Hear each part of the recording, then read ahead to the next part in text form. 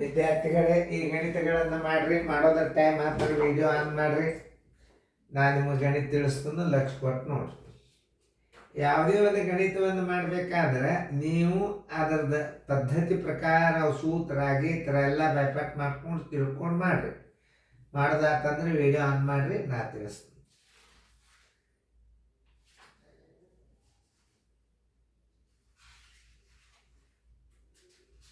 ಹಾಂ,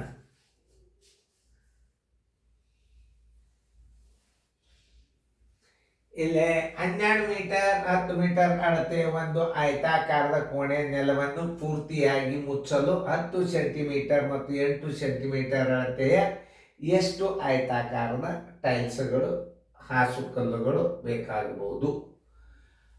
ಈಗ ಟೈಲ್ಸ್ಗಳಂದ್ರೆ ಏನು? ನೆಲ ದೊಡ್ಡದಿರ್ತದ. ನೆಲದ ವಿಸ್ತೀರ್ಣಕ್ಕೆ ನೀವು ಟೈಲ್ಸ್ಗಳ ವಿಸ್ತೀರ್ಣದಿಂದ ಭಾಗಿಸಿದ್ರೆ ಟೈಲ್ಸ್ಗಳ ಸಂಖ್ಯೆ ಬರ್ತದೆ.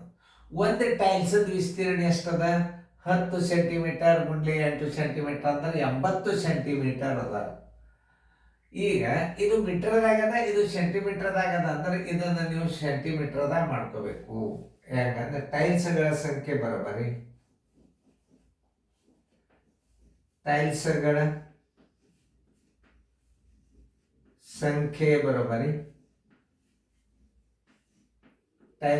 ಸಂಖ್ಯೆ ಬರೋಬರಿ ನೆಲದ ವಿಸ್ತೀರ್ಣ, ಕೋಣೆಯ ನೆಲದ ವಿಸ್ತೀರ್ಣ ಸರ್ವಾಸ್ ಬಾಗಲೆ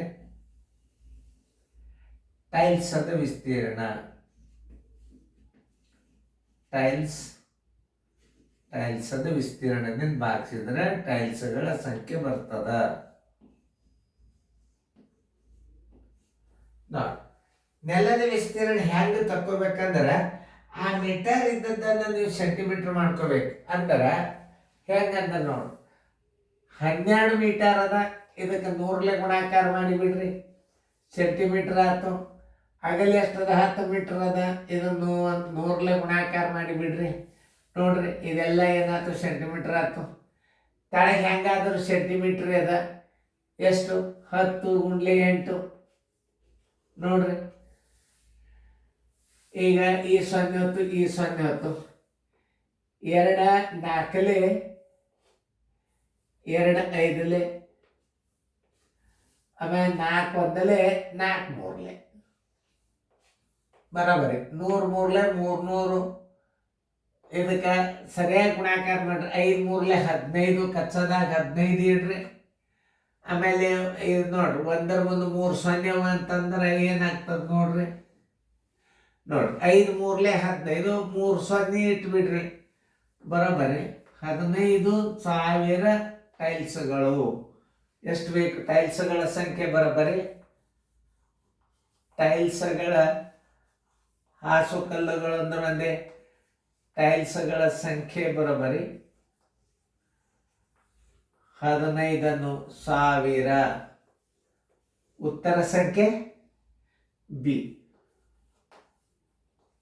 ಇಷ್ಟು ಚೆನ್ನಾಗಿ ತಿಳ್ಕೊಂಡ್ಬಿಟ್ರೆ ಬಂದ್ಬಿಡ್ತು. ಸರಿಯಾಗಿ ಅರ್ಥ ಮಾಡ್ಕೋಬೇಕು ಗಣಿತಗಳನ್ನು. ನೀವು ಸರಿಯಾಗಿ ತಿಳ್ಕೊಂಡು ಸರಿಯಾಗಿ ಇದು ಮಾಡಿದ್ರೆ ಮುಗಿದು.